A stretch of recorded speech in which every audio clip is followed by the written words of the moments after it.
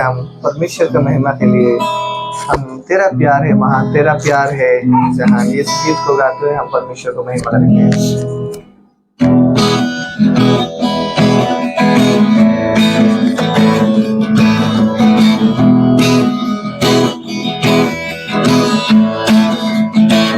तेरा प्यार है महान, तेरा प्यार है जहाँ मैं जो पहले मुर्दा था तूने डाली मुझ में जान। क्यों ना बोलो फिर मैं तेरी जय जयकार, क्यों ना बोलो फिर मैं तेरी जय जयकार, जय जयकार, जय जयकार। तूने मेरे लिए क्या कुछ ना किया, जय जयकार, जय जयकार। तूने मेरे लिए क्या कुछ ना किया।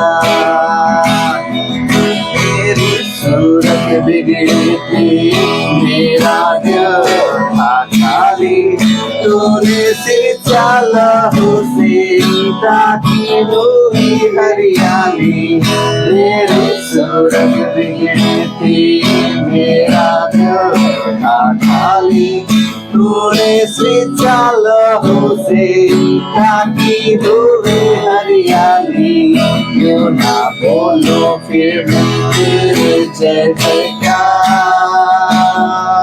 क्यों ना बोलो फिर मैं तेरे जय जयकार, जय जयकार, जय जयकार। तूने मेरे लिए क्या कुछ ना किया, जय जयकार, जय जयकार। तूने मेरे लिए क्या कुछ ना किया।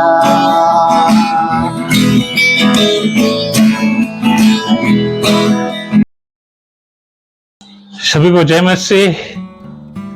आज का विश्राम का दिन आप लोगों के सामने फिर से मैं परमेश्वर का वचन को लेकर आता हूं। तो इस समय हम देखने जा रहे हैं दूसरा कुरिन्थी 3 अध्याय 17 पद। प्रभु तो आत्मा है और जहाँ कहीं प्रभु का आत्मा है वहाँ स्वतंत्रता है। आमीन। परमेश्वर आत्मा है और जहाँ कहीं परमेश्वर का आत्मा है वहाँ स्वतंत्रता है। हाँ, हम पहले अंधकार में थे और शैतान के गुलाम थे, हम पराधीन में थे, लेकिन परमेश्वर अर्थात यीशु मसीह ने अपने आप को बलिदान देकर हमें आजाद कराया, छुटकारा दिया। हाँ, इसीलिए वो कहता है प्रभु आत्मा है और जहाँ कहीं परमेश्वर का आत्मा है वहाँ स्वतंत्रता है। हाँ, हम सब ने स्वतंत्र पा लिया, आज हम आजाद हैं। हाँ, पूरी तरह से हम आजाद हो चुके हैं। सचमुच इस समय हम वचनों को देखने जाते हैं। यूहन्ना का पुस्तक से देखने जाएंगे, यूहन्ना 4 अध्याय उसका 23-24 पद को देखते हैं।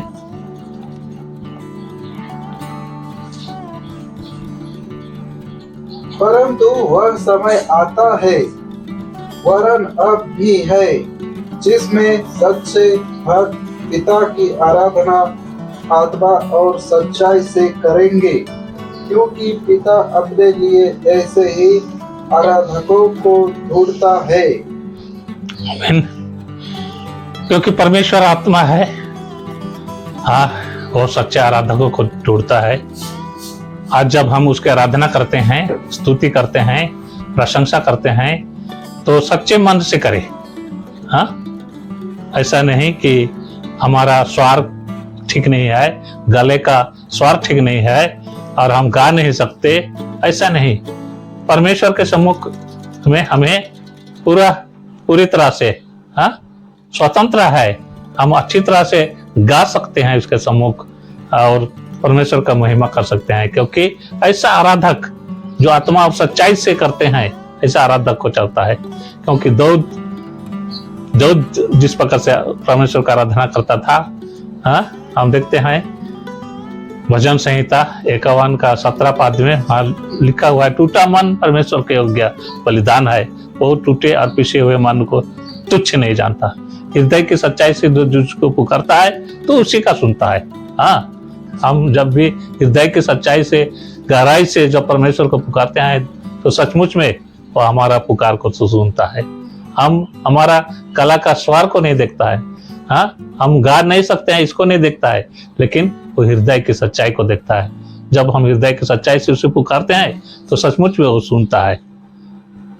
हम इस समय अगले वचन की ओर जा रहे हैं और इस समय देखेंगे हम गलाती की पुस्तक उसका 5 अध्याय 16 आयत को हम लोग देखेंगे। पर मैं कहता हूँ आत्मा के अनुसार चलो तो तुम शरीर की लालसा किसी रीति से पूरी ना करोगे। आमीन। हाँ, यहाँ संत पौलुस लिखता है कि हम आत्मा के अनुसार यदि चलते हैं तो हम शरीर की किसी इच्छा को पूरा नहीं करते हैं। क्योंकि शरीर की इच्छा जो है, शरीर तो अपना इच्छा पूरा करना चाहता है, अपना इच्छा पर चलता है। हाँ, क्योंकि शरीर और आत्मा दोनों में विरोधी है। जो आत्मा करना चाहते हैं वो शरीर नहीं करना चाहता, और जो शरीर करना चाहता है वो आत्मा नहीं चाहता है। हाँ, क्योंकि आत्मा का काम तो प्रगट है।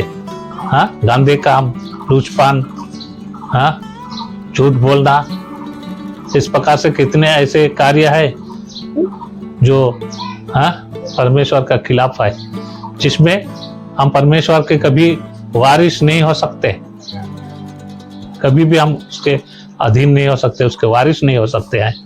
इसलिए तो वो कहता है, हाँ, हम जब 25 आयत को देखते हैं इसी का 5 अध्याय उसका 25 आयत को, यदि हम आत्मा के द्वारा जीवित है तो आत्मा के अनुसार चले भी। जी हाँ, आज हम आत्मा के अनुसार जीवित हैं तो आत्मा के अनुसार चले भी, ताकि हम आगे को भी इसी प्रकार से आत्मा में हम बने रहेंगे।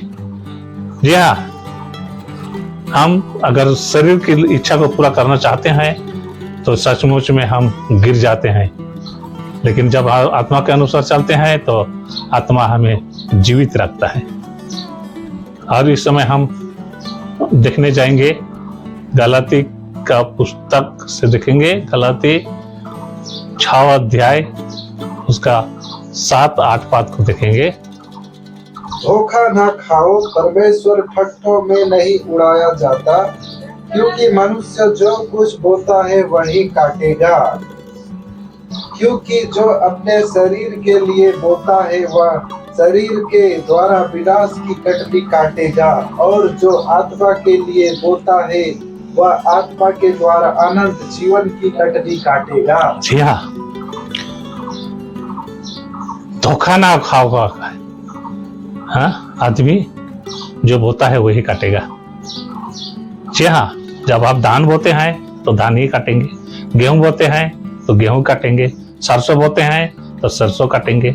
उसी प्रकार से हम जब शरीर के लिए बोते हैं तो शरीर के द्वारा हम विनाश की कटनी को काटते हैं, पर हम आत्मा के अनुसार चलते हैं तो आत्मा के अनुसार, आत्मा की बातों के लिए, तो आत्मा के लिए जब हम बोते हैं तो आत्मा के द्वारा हम असल फसल को काटने जाते हैं, जो हमें अनंत जीवन की तक पहुंचाता है। और इस प्रकार से वो अनंत जीवन जो है हम सबको अनंत जीवन तक पहुंचाता है। जी हाँ, इसलिए हम ना तो कोई प्रकार से किसी बातों से हम अनभिक्ष रहें, परंतु हम सत्य को थमे रहें। क्योंकि कोई भी दान वरदान जो है, जैसे हम देखते हैं याकूब की किताब 1 का 17 पाद में,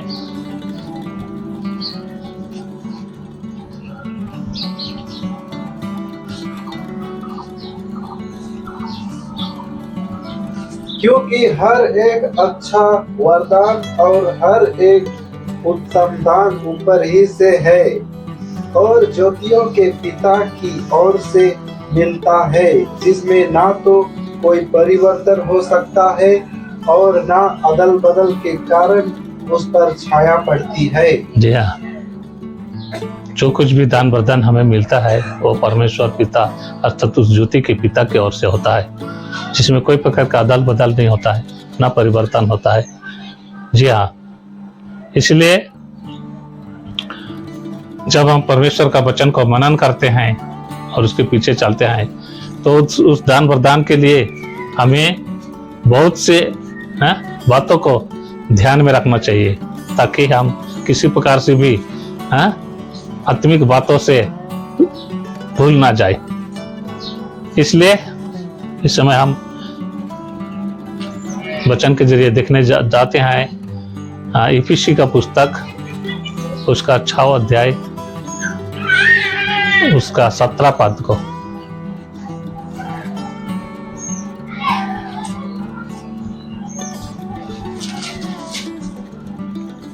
और उद्धार का टोप और आत्मा की तलवार जो परमेश्वर का वचन है ले लो। जी हाँ, उद्धार का टोप और आत्मा का तलवार जो परमेश्वर का वचन है, उसे अपने जीवन में हमें बसा लेना चाहिए, ले लेना चाहिए, ताकि यहाँ हम 18 आयत को भी देखें। हर समय और हर प्रकार से आत्मा में प्रार्थना और विनती करते रहो और इसीलिए जानते रहो कि सब पवित्र लोगों के लिए लगातार विनती किया करो। आमीन। जी हाँ, इसलिए परमेश्वर का वचन हमें सिखाती है, कहता है कि एक दूसरे के लिए हमें प्रार्थना करना चाहिए।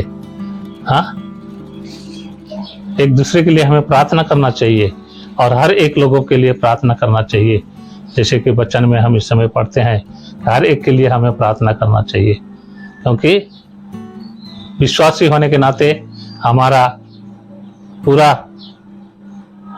तरह से प्रार्थना में हमें लवलीन होना चाहिए, प्रार्थना में हमारा जीवन होना चाहिए, ताकि हम आत्मा का फल जो है, आत्मा का फल जो गलती 5 का 22-23 में हम देखते हैं। पर आत्मा का फल प्रेम, आनंद, शांति, धीरज, कृपा, भलाई, विश्वास, नम्रता और संयम है। ऐसे ऐसे कामों के विरोध में कोई भी व्यवस्था नहीं। आमीन। जी हाँ, आत्मा का फल के विरोध में कोई भी ऐसा व्यवस्था नहीं, कोई ऐसा व्यवस्था नहीं। परंतु हम जब आत्मा के सच्चाई पर चलते हैं तो सचमुच में हमें बाइबल बताती है कि हम आत्मिक रीति में आत्मा में होके भर के चले। क्योंकि हम 25 आयत को फिर से पढ़े एक बार।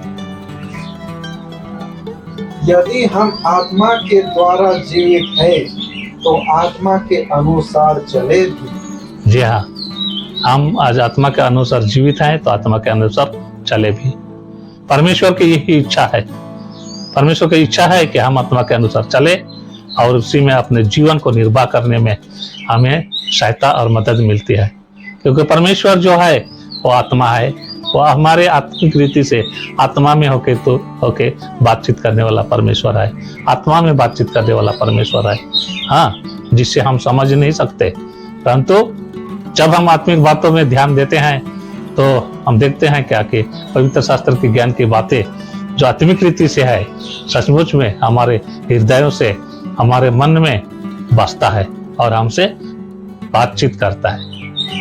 हम इस समय देखने जाएंगे प्रकाशित वाक्य की पुस्तक, उसका 14 अध्याय का 13वें पद को हम पढ़ते हैं।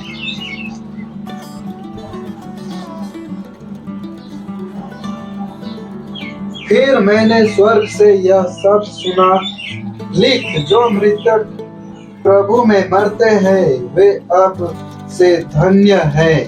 आत्मा कहता है हाँ, क्योंकि वे अपने सारे परिश्रम से विश्राम पाएंगे और उनके कार्य उनके साथ हो लेते हैं। आमीन।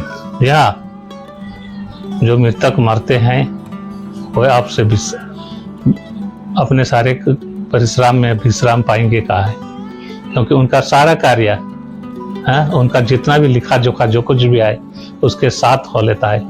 उसने अपने जीवन में क्या किया था और सब उसके जीवन से जुड़ित है, और इस प्रकार से वो अपना काम उसके साथ हो लेता है।